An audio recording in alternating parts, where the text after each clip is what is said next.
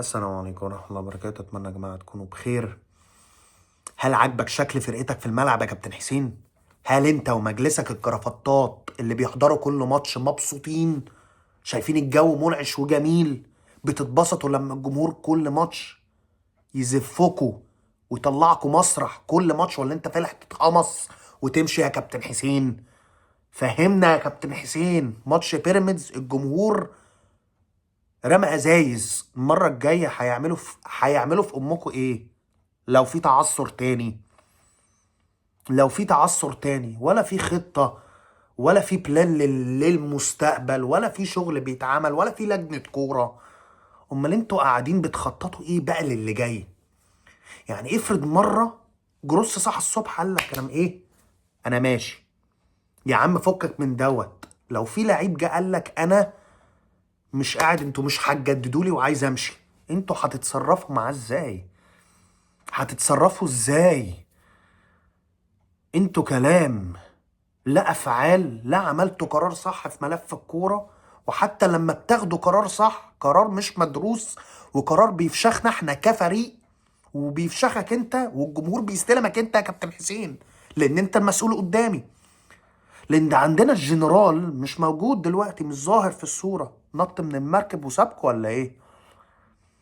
ولا هو بس فالح يطلع مع مهيب ويعيط لك ويقول لك الزمالك بخير يا كابتن، الزمالك بخير يا كابتن. طب الزمالك فين يا عيل؟ الزمالك ازاي بخير يا عيل؟ فهمنا. واحد مخنوق ومقروف من اللي بيشوفه، مخنوق ومقروف من اللي بيشوفه، لان عيب فريق بحجم نادي الزمالك يمر بالظروف الوسخه ديت. من شويه انجاز ضحكوا علينا عشان بس يقعدوا على كرسي نادي الزمالك فقط.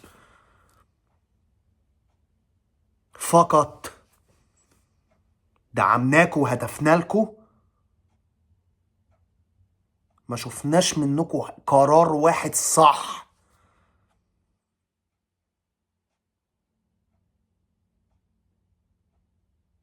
السؤال هنا بقى، طبعا شفنا الايام اللي فاتت مدحت العدل واحمد حسام ميدو وعمرو الجنايني، ويقال ايمن عباس وحازم امام وهيثم فاروق عاملين لجنة كورة وهم بره المجلس اصلا، هيجيبوا صفقات وهيساعدوا الزمالك ان هو يجيب للنادي صفقات ويقعد مع اللعيبة ويجددها. لو فعلا ده اللي حصل يا كابتن حسين، يبقى انتوا وظيفتكوا ايه في الملعب؟ قصدي وظيفتكوا ايه في النادي؟ انتوا وظيفتكوا ايه في النادي؟ قولولي. لما كل الناس دول يجوا وهم من بره المجلس، يجوا ويشتغلوا ويعملوا واحد اتنين تلاتة، يبقى انت مجلس برخصة. لا مؤاخذة يعني، لا مؤاخذة. لان الناس دولت ما عندهمش صلاحية، ناس من بره المجلس. طب انت مجلسك فين؟ حسين السيد فين؟ احمد سليمان فين؟ كل الناس اللي بتدير ملف الكرة فين؟ ولا واحد فيكو سالك لبعض، ولا واحد فيكو سالك لبعض. وكل لما بتاخدوا قرار نص المجلس بيبقى موافق ونص المجلس بيبقى معارض. طب هل ده اسمه كلام؟ هل ده بيبقى اسمه كلام؟ انتوا المفروض كعيلة تتناقشوا وكلكم تتجمعوا في حاجة واحدة بس. مصلحة الزمالك فين؟ ايا كان بقى مين جاي مين هيمشي، مين قاعد مين مش قاعد، هي ديت مصلحة الزمالك فين. وانت الرئيس يا كابتن حسين، لازم يسمعوا كلامك ويخافوا منك يا كابتن حسين بالاحترام. انت ما عندكش ده، انت ولا قائد ولا عارف تقيد حتى.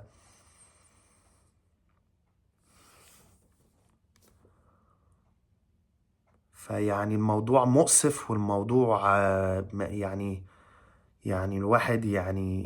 الواحد زعلان يعني الواحد حزين قوي بالشكل اللي هو بيشوفه دوت.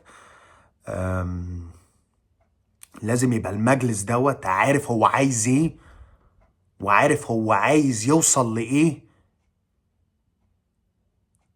ويشتغل بضمير، ويشتغل بضمير،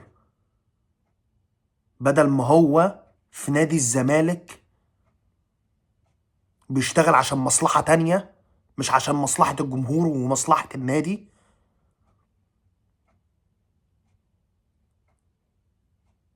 لان بالشكل دوت النادي هيخش نفق مظلم ابن كلب، اوسخ من النفق المظلم بتاع مرتضى وممدوح عباس زمان، اوسخ. فانا عايز اعرف المجلس دوت مش امين، مجلس دوت بيزق عيال صغيرة على السوشيال ميديا عشان تطبل له، وفي اعضاء من المجلس بيزقوا عيال من السوشيال ميديا عشان تهاجم مجلس تاني، او عشان تهاجم عضو تاني من المجلس اللي هو فيه. لا لا لا، ما فيش سلكان لبعض خالص خالص خالص. كله كان شو بس وقت الانتخابات، شو وكلام. وانا صدقته، لان كان لازم اصدقه، لان الفتره اللي احنا عشناها مع مرتضى ديت كانت برضو فتره فيها الحلو وفيها الوحش. بس كان مرتضى كان لازم يمشي، وانتوا جايين ببدل وحاجه محترمه وشيك ومعاكوا فلوس وكل واحد فيكوا رجل اعمال، فاستفاد منكم. اخر كلام عن المجلس اللي احنا بنشوفه ده دلوقتي، ان في لجنه كوره او في ناس محبه لنادي الزمالك جايه تشتغل عشان تساعد النادي، والناس دولت لعيبه كوره سابقين. كان المفروض ده كان يحصل يا كابتن حسين لما كسبت الانتخابات. يا كابتن حسين، ملف الكوره ما ينفعش ناس بره الكوره تديره. انتوا بتوع هاند بول، بتوع يد يا كابتن حسين.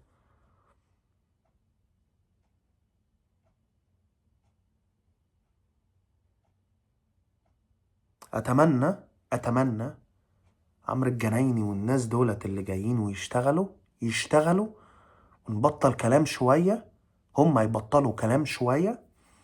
تمام. وانا عايز اشوف فعل، لان انا زهقت من الكلام. مع مجلس حسين لبيب. اتمنى ان انا فعلا ما اشوفش كلام من الناس اللي جايه تساعد ديت.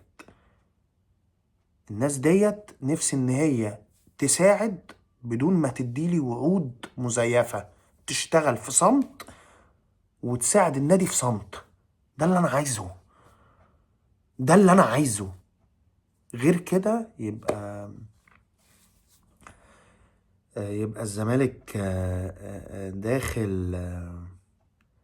داخل في سكة، يعني محتاج وقت سنين قوي عشان يرجع، سنين قوي عشان يرجع.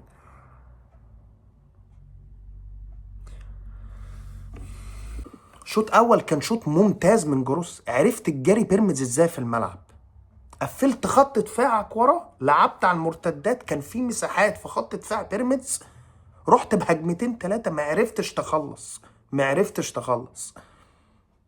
ان الكواليتي عندك صعب، الكواليتي عندك مش جايين يلعبوا كورة، جايين يتعلقوا خالص. يا دي اسمها علقية ناشفة، دي بالبلدي بقى، يعني بالبلدي.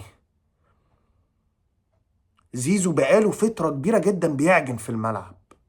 شلبي طبعا لا حول له ولا قوة، والجزيرة بقاء لله طبعا. ده هطل ده يعني مش عارف ده، يعني ده بيلعب كرة قدم ازاي لغاية دلوقتي؟ بياخد عقد ازاي دوت؟ وكمان بالدولار، يعني مش بالمصري، بالدولار. بس الميزة اللي كانت في التلاتة اللي هم كانوا بيرجعوا يعملوا الأدوار الدفاعية، غير كده كانوا بلح. عرفت تقفل خطورة بيراميدز في الوينجات بتوعتها من مصطفى فتحي وابراهيم عادل، عشان كده ما لقيتش الهجمة الخطيرة اللي على مرمى عواد في الشوط الأولاني. دخلت بقى الشوط التاني بقى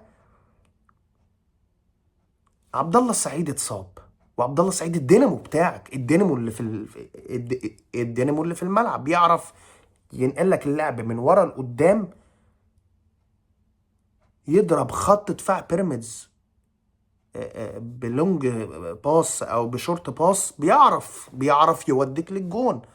انت رحت طبعا، الراجل اتصاب وطلع، واتكلمتكم اكتر من 200 الف مره في حته عبد الله السعيد مجهد بقاله فتره. ريحه يا عم جروس، بدل ما تريحه فضلت تلعبه ماتش ورا ماتش، ماتش ورا ماتش، لغايه ما وقع منك بقى في الماتش اللي انت فعلا محتاجه فيه، في الماتش فعلا اللي انت محتاجه فيه طلع. ولما جيت بدلته بمحمد السيد، لعيب رقم 6 مش هيأدي لك ادوار عبد الله السعيد. فكان ايه الحل؟ الحل اللي انت حبيب قلبي كنت تدخل بنتايج، وتزق فتوح نص ملعب يلعب لك رقم 8 ممتاز فتوح، ولا تخليه بقى يرجع ويدافع، لان هو اصلا ميح في الدفاع، هو كويس في المركز دوت، يقف لك على الكوره، يعمل ادوار عبد الله، يعمل ادوار عبد الله. طبعا ما شفناش كده في الملعب، دخل الجون الاولاني من سذاجه محمود الونش، سذاجه. يا اخي طلعها كورنر، يا اخي طلعها بره عادي، مش هنلومك اذا كان اصلا الحارس بتاعك ملط. انت ولا عملت دوت، حجزت بجسمك. مايلي طبعا يعني مهاجم سوبر قوي يعني يا جماعه، راح دخل بجسمه، اخد الكوره وحطها في زاويه عواد الضيقه، اللي كان عواد ممكن برضو يقفل الضيقه. بعد الجون بقى الاولاني بقى شفنا بقى خط دفاعك كان مستباح، على خط نصك مستباح، واللعيبه الثلاثه اللي قدام في الملعب ملط لعيبه صغيره في الملعب، لعيبه مش عارفه تعمل اي حاجه في الملعب، لعيبه تايهه. كل اللعيبه بعد الجون الاولاني تايهين في الملعب، مش مؤهلين نفسيا. انت هتعمل ايه لو دخل فيك جون اول؟ ولا المدرب مؤهلهم، ولا المدرب بيتكلم معاهم. يدخل جون تاني بغرابه برضو من زيزو ودونجا وشحاته وفتوح، الاربعه دولت. يعني زيزو يعني انت يعني اتزحلق، شد التيشيرت حتى. الراجل دخل ما بين دونجا وشحاته وزيزو، ولا واحد فيهم هوهو حتى، ولا واحد فيهم شد التيشيرت حتى. اتزحلقوا يا جدعان، ايه ده؟ وبكوره الراجل ضرب خط دفاعك، خلى خط دفاعك مستباح في الهدف الثاني. فتوح نايم ورا، قصدي نايم قدام. لما رجع طبعا مصطفى فتحي راح خد الكوره وحطها بوش رجله سهله جدا. فايه فكره انك حتى وانت خسران بتلعب دفاع متقدم؟ يا حبيبي انت لما بتلعب دفاع متقدم وانت خسران ما عندكش لعيبه اللي بتلعب الخطه ديت، لعيبتك ملط يا جروس، ملط. فيقوم دخل فيك بقى الهدف الثالث بقى، عبد المجيد يترقص، وابراهيم عادل جاي من ورا، وطبعا احمد محمود طبعا بيلعب سنتر باك او بيلعب باك يمين، طبعا مش شايف ابراهيم عادل ما شاء الله جاي كالصاروخ، راح قطع وراح حطها.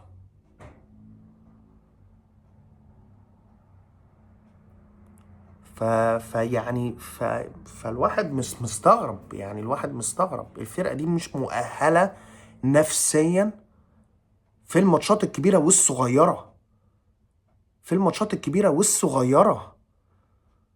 لما يكون ده شكل فرقتك بعد الهدف الاولاني، يبقى بقى لا بقى، يبقى بقى صباح الفل بقى، لان اللعيبه بعد الهدف الاولاني مش عارفين يعملوا ايه في الملعب، تايهين في الملعب، ولا واحد من اللي قاعد بره على الدكه بيتكلم معاهم. مفيش مفيش مفيش مفيش. فيعني الواحد برضو مش عايز يلوم جروس قوي، بس برضو قراراته برضو في الماتش مش مفهومة. مثال كويس مثلا جوميز مثلا. جوميز كان بيتعامل مع اللعيبة دي نفسيا كويس، نفسيا كويس، عارف. عارف. بسم الله الرحمن الرحيم. عارف يشرح لهم الجيم ازاي، عارف يأهلهم نفسيا قبل ما يخشوا ماتش كبير ازاي. فكانوا شخصيتهم في الماتشات الكبيرة لا، واقفين يا جماعة. ماتش الأهلي في السوبر الإفريقي، ماتش اللي في الكاس مصر مع الأهلي برضو، شخصية الفرقة في ماتش الأهلي في السوبر، ماتش الكاس وماتش السوبر الإفريقي، ماتش قدام نهضة بركان. شوف شخصية اللعيبة ازاي دي في الملعب. دي الفضل يرجع لمين؟ لجوميز. طب انت ما عندكش الكلام دوت مع جروس. طبعا عشان سنه وعشان دوت، بس برضه يعني اللعيبة ديت يعني محتاجة يتشد عليها جامد، ومحتاجة تقعد معاهم وتتكلم معاهم وتعرف ايه الدنيا معاهم ازاي. ان الحال اللي في النادي اللي ماشي عليه النادي دوت يعني ما يطمئنش يا جماعة، ما يطمئنش. الموضوع صعب وبيزداد صعوبة كل يوم. ويعني محتاجين بقى الفرج بقى من عنده يعني، محتاجين الفرج بجد من عنده يعني.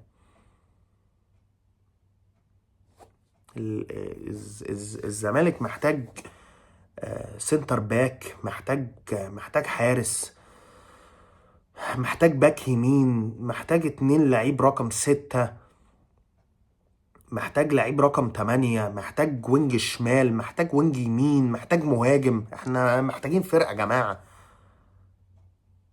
ومحتاجين محلل. يعني لا، يعني الموضوع داخل في سكة أتمناها يعني، أتمناها الموضوع يخلص على خير يعني. وأتمنى الناس اللي جايين اللي بيقولوا عليهم يعني لجنة منقذين، يعني هينقذوا الزمالك، اتمنى ان ما يكونش كلام واتمنى يكون افعال. لان احنا سمعنا كمية حاجات من المجلس دوت، حاجات تخليك ان خلاص النادي هيبقى نادي ريال مدريد. ما شفناش ولا اي حاجة من الوعود اللي كانوا بيقولوها وقت الانتخابات، ولا حاجة من وقت الانتخابات اتقالت. كانوا بيكذبوا وبيحوروا عشان بس يقعدوا في كرسي نادي الزمالك بس. فأتمنى الناس اللي جايين دولت. سمعت برضو اسم حازم إمام، وسمعت برضو الكابتن هيثم فاروق. طبعا ناس طبعا قيمة طبعا كبيرة، وانت محتاج ناس اللي تدير لك ملف الكرة، لعيبة كرة أصله عشان يعرفوا يديروا. أما الواحد بتاع هاند بول أو واحد بيزنس مان، لا، انت محتاج واحد يدير بتاع كورة، يعرف يشغل لك الدنيا دي ازاي، يعرف يشغل لك الدنيا دي ازاي. فأتمنى الناس اللي جايين دولت، أتمنى ما يكونش كلام ويكون أفعال. لأن فعلا لو شفنا حاجات منكم جمهور الزمالك مش هينسى الموقف ده منكم، مش هينسى الموقف ده منكم، مش هينسى الموقف ده منكم. واتمنى بقى بعد بقى الموضوع ده بإذن الله بقى في الصيف بقى نعين لجنة كرة عدل. لأن مش كل أزمة بقى ميدو هيجيلنا ومدحت العدل وحازم إمام. يبقى انتوا بقى وظيفتكم ايه بقى في المجلس؟ شيال فوت بس، لا مؤاخذة يعني. لا مؤاخذة. الدوري لسه فيها بس محتاج تشتغل يا كابتن حسين وتجيب صفقات، او الناس اللي جايه ديت. احنا بنتشعلق على اي حاجه يا جماعه، اي حاجه بنتشعلق عليها بس عشان نعدي الكبوه اللي احنا فيها ديت.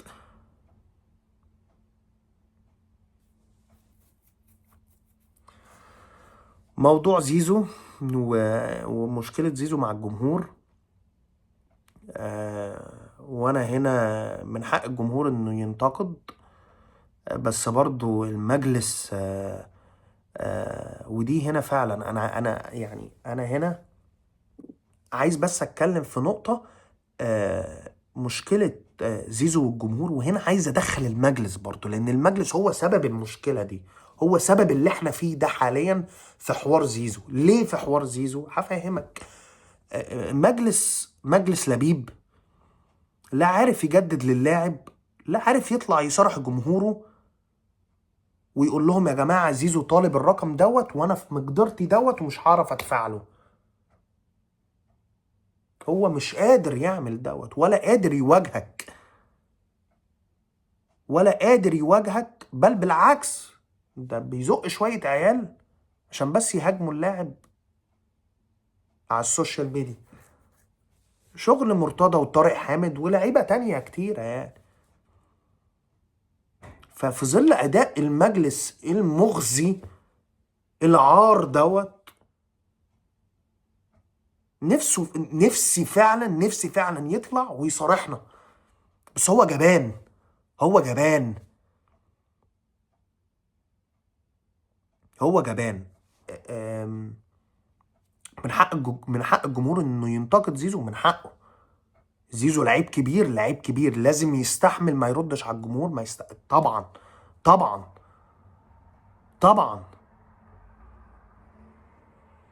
زيزو انت برضو ايا كان الرقم اللي انت طالبه، 80 90 70 ايا كان الرقم اللي انت طالبه، لازم تلعب وتورينا فعلا ان انت تستحق المبلغ ده عشان نمسك الاداره نفشخهم عشانك.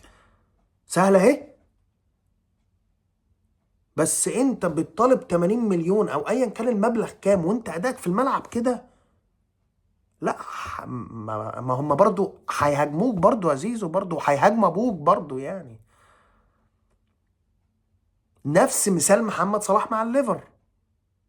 تفتكر انت محمد صلاح لو ما كانش مقدم المستوى ده كان هيعرف يقعد على الترابيزه ويتشرط؟ لان اداؤه في الملعب، شوف يعني ده نص اهداف او فوق النص كمان اهداف ليفربول السنه دي جايه منه هو. زيزو لعيب كبير، شالنا في اوقات كان النادي بيمر بيه في ظروف صعبة وكان ساكت وما يتكلمش وكان بيلم الفرقة. شفنا الكلام دوت. زيزو لعيب كبير جدا وانا يعني بعشقه ونفسه ان هو يكمل، بس برضو لازم برضو يبقى برضو لازم برضو في الاول وفي الاخر اللاعب يجدد بشروطي انا، بشروطي انا. اتمنى برضو ان الموضوع يهدى شوية، وزي ما قلت احنا محتاجين فنيات زيزو لاخر الموسم ايا كان هيمشي او ايا كان اتمنى ان ما كنتش طولت عليكم. لو بتتابعني على اليوتيوب ما تنساش تعمل لي لايك وسبسكرايب، ولو بتتابعني على الفيس ما تنساش تعمل لايك للصفحة، واشوفكم في فيديو جديد ان شاء الله. السلام عليكم.